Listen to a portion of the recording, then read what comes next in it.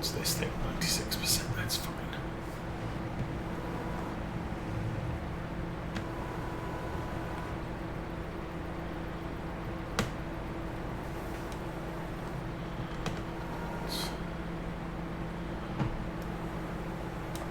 Put that there, that's nice.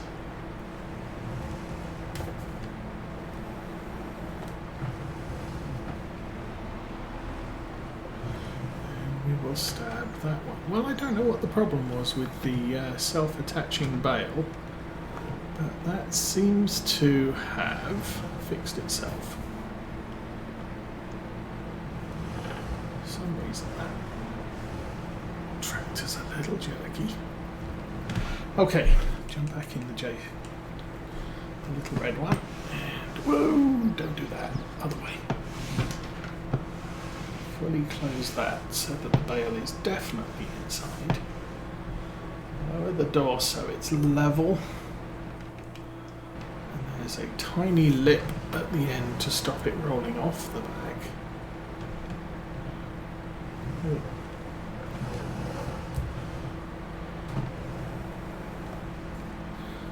And back away. You know what? I think I might put this over here with the bale spike.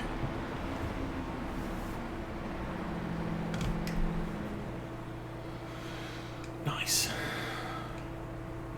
Okay, close the door.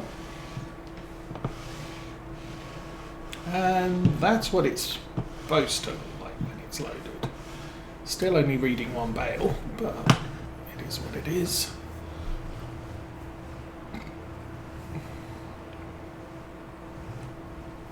No straw there, lots of straw here.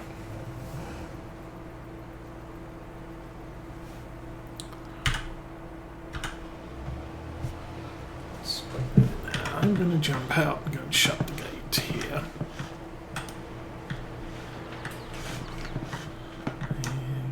And we're already up to 272,000 litres of poop again. Well, we'll probably be using some of that on our soy fields once they're done. We're not using any digestate. This is a little bit concerning, I guess. Although the digestate capacity here, or slurry. I mean, we're also already up to almost 1 million litres here, and there's probably storage for 8 million. So I'm not too worried about that yet. And hopefully, as we expand the farm, we'll use more manure and more slurry on the fields. So that will go down, I hope. Because I've got no way to get rid of it otherwise, short of dumping it in the pond. Load up a tractor or load up a tank and then just emptying it.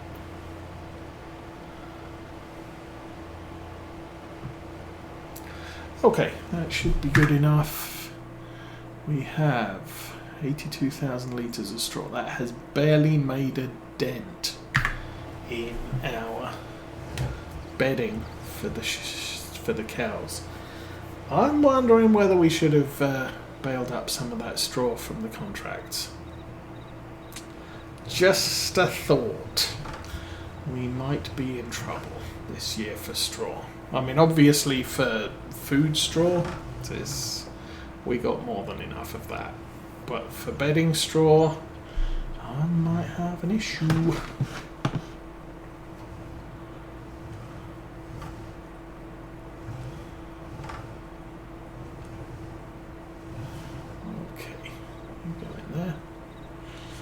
Too close to the bars, please.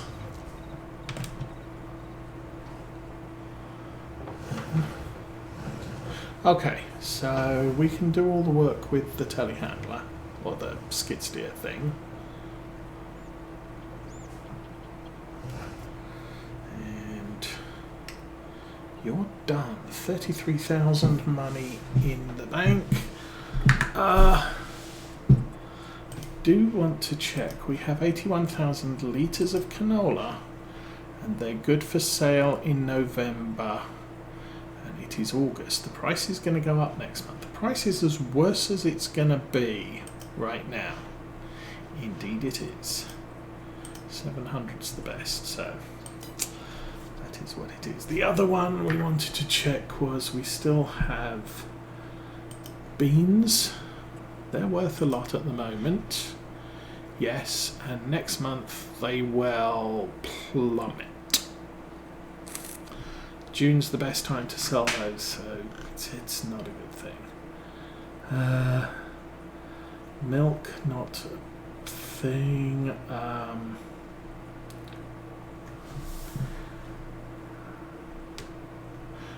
was going to look. See, flour's in December. Bread is also in December, but we're basically taking everything down to the flour mill, everything down to the bread barn. Fluctuations on bread's quite significant. Butter is worst price 800, best price 980. So it's sort of floating around 200 there. Honey, 890 to 1100. I shouldn't have sold honey now.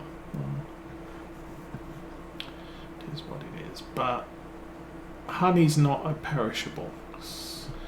What about canola oil? Canola oil is in November. So is canola itself. So yeah, that's worth 1900. We could look into canola oil as a thing at some point. And the reason I say that is because the canola factory is just down the road there. So it's not actually that far to take it to there. Okay, we will sleep till... Actually, it doesn't matter. Because we have nothing to do tomorrow. Because we sold all the perishables already this month. I am going to pour myself another bottle of Mountain Dew. And we are losing 1400 and a bit. So I will check the store. Sales. Oh look, baby tractor. Don't need one. Thank you very much. We can go to sleep again, and that will put us into August. August is a good time to harvest soybeans, I hope.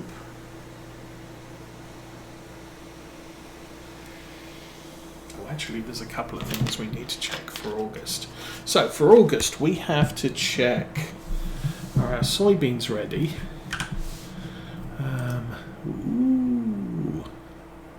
And 2 of them. Seriously? I don't need any of those. Okay, so first things first. Just going to walk down the road. Looks like the soybeans are ready. Let's force our way through the hedge and check this. Blah blah blah blah blah. Owned by Cropswath. Fermenting 97%. So by the time we've finished harvesting our soybeans, that should be good to go. Let's. Oh, someone's doing something in that field. Soybeans are not ready to harvest. Oh, crap. Well, that's a problem. Maybe not a problem. Okay, I'm going to take a quick break. I will be back in a few minutes.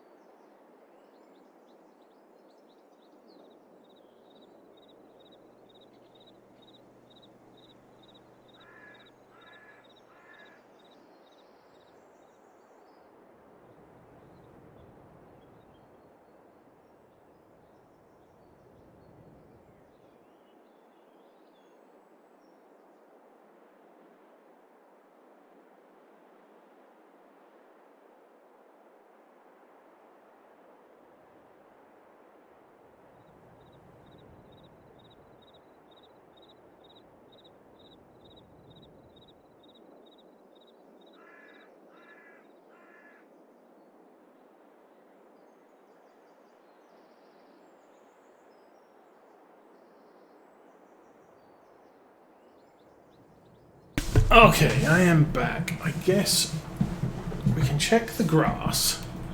So let's go find this guy. 330,000 litres of manure. This is growing. Okay, so we have no grass ready to cut here. So we're either looking at contracts or things. Contracts.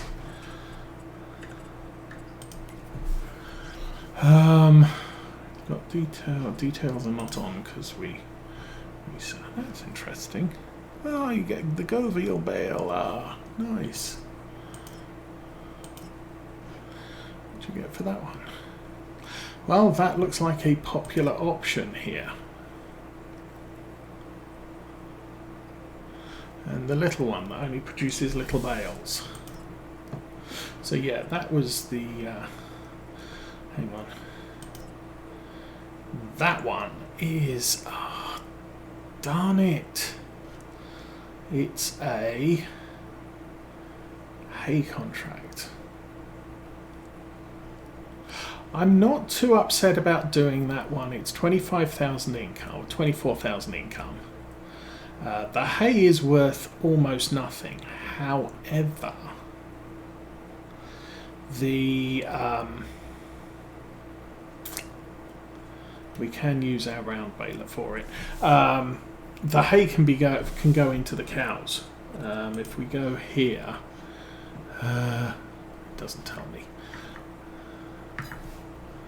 But we are here, so I can look. So we've got 243,000 litres of hay, no silage, 241,000 litres of straw, and 2,400 litres of mineral feed. So we could do that, just drop the hay in here. I generally don't take it off anywhere to sell because frankly it's almost not worth it. Where is hay? Hay is 50 to 63 pounds. Grass silage is down here somewhere. Grass silage is 3 times that. So it's just per bale. Grass silage is sufficiently good. I don't know why I pressed that button. So we could do the big baling contract because it's hay and it will top up our hay supplies. And I think that is a good plan. I will accept the contract. I'm not going to borrow the equipment. And I think I'm just going to do the whole thing with the John Deere.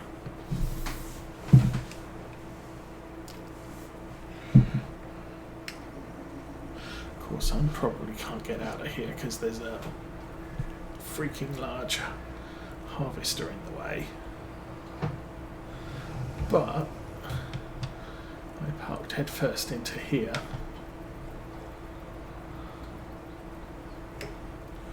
So we have to do a little bit of tight manoeuvring to get our tractor out. I could have done it with the contract equipment. But it's given us the tiny baler, and as I said, it only produces small bales. So given a choice, base game equipment balers.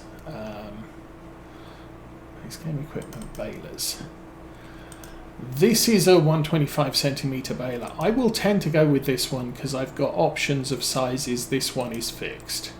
If I'm using a fast bale, which is down the end here, it only does 125s, but you just keep running until bales fall out the back. This has variety, this has size variety. This is the baler we have. Right. We could have gone with the Comprima. It's a little bit more expensive, but again, it's good.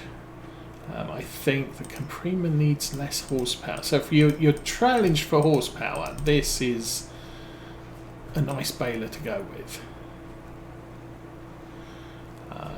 But anyway, so I will tend to go with a bale that provides me with options. The Vermeer provides me with options. The Govil, it's a small baler, and it's 59,500. Why do I want this baler?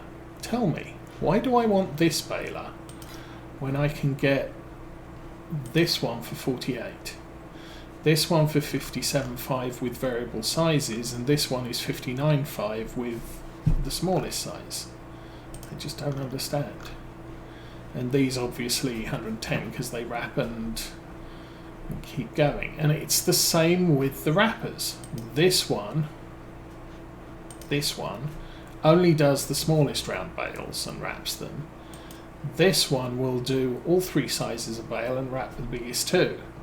And then you're into square bales, and square balers have multiple sizes, and that's fine. I don't know that there is one that only produces the smallest. 240, 240, 240, 240. Yeah, see, square balers are good. This one, again, 125. They're limited. If you need to transport bales, you want as big as you can get. So that's my disappointment. I would not have minded if the Govil was a fast bale. I don't know if they make them in real life, but we've already got the Vicon. But if you're going to produce small bales, then produce small bales, wrap them, and don't make me stop while I'm doing it. That's wonderful. But anything else, not quite so interested in. You know what? Before we do anything, I need to get the Deutz out and fill up the seeder. Okay, stop. Let's do that.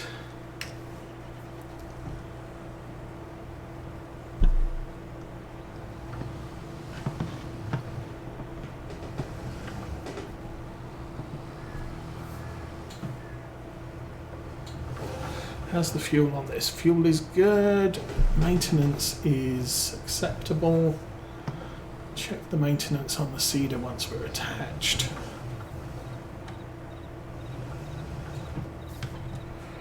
That has seeds in it, so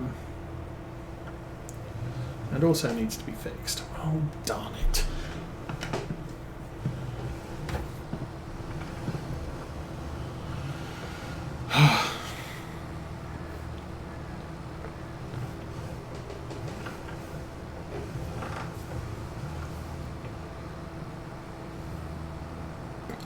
Okay, so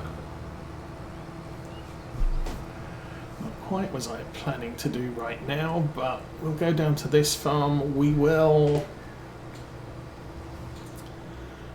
do the thing. Okay, 2 fields down here were canola. So I might just put oats in them. Can I plant oats now?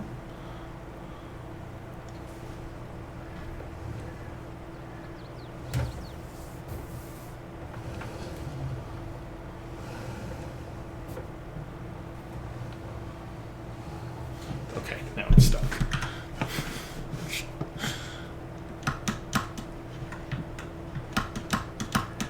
Okay.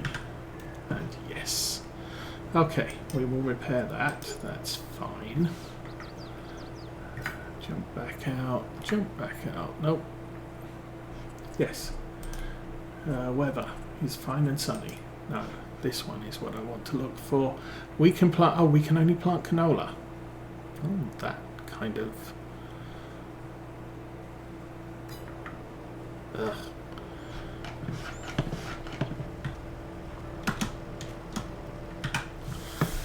Okay, we can only plant canola right now, and unfortunately the canola fields have bales in them. Or the fields I am planning to put canola in have bales in them. I should... So collect canola. Okay, so that tractor's off, that tractor can sit there. We'll go back to the John Deere, since I can't do any work until we've moved the bales, and we'll be doing a lot of bale moving shortly. For right now,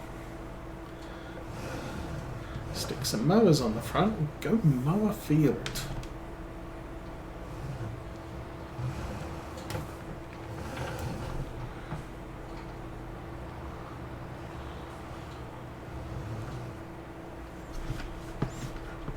So much getting ahead of myself. So August, September is when we can plant the cereals. By which time, well, actually, soybeans might be ready to harvest next month.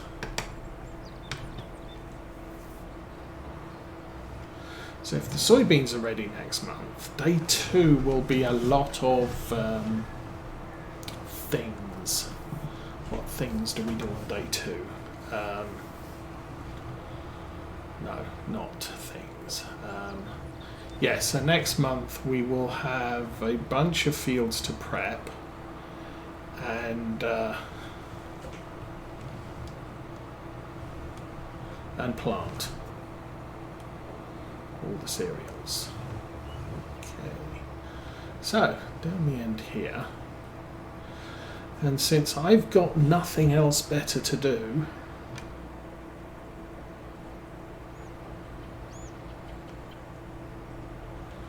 we are going to do all this manually. So, did I lower that? Yes. I can turn that one on. I can turn that one on. Oh. Now, let's turn that one off. Turn off mode, blah blah blah. Select swath mode without conditioner. Then you're going to want with conditioner. And that one needs to go with conditioner. Oh, I didn't turn it off. Turn that off.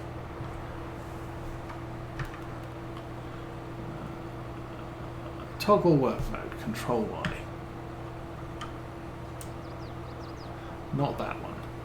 That one. We are all set. Turn that off. We can turn the mower on. We can turn GPS on. Do that. Auto width. A and heading, set A. 0 degrees on the cardinal, and 3, 2, 1, let's mow. And there we have it. Okay, so reason I have the right hand swath on and the left hand off. We are making hay.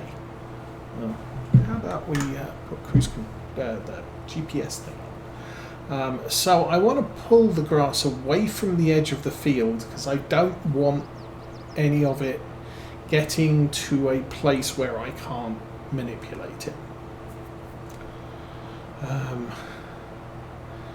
But once we've cut the first headland, I will turn off swath mode entirely and we will just cut all the stuff, and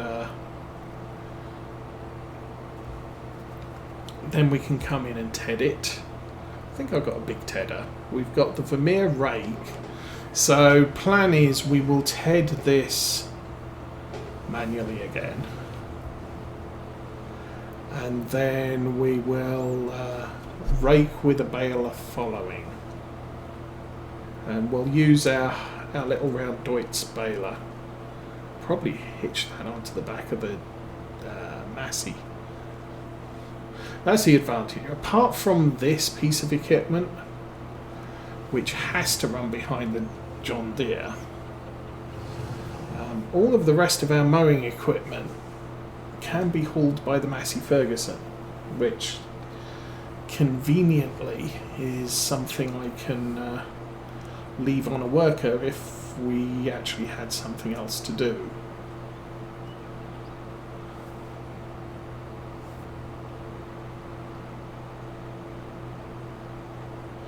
So we will, as I said, we'll run around the headland.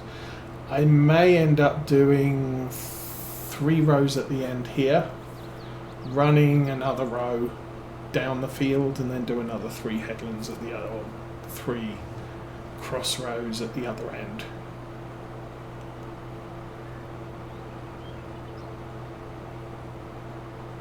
And then we can just set 2 running up and down the field.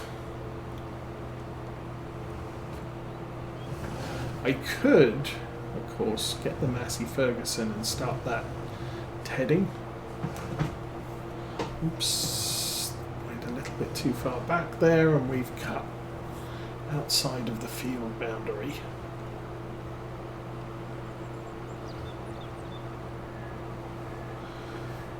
So swath mode is Control Y. I'm not sure if I can alter that while the mower is running.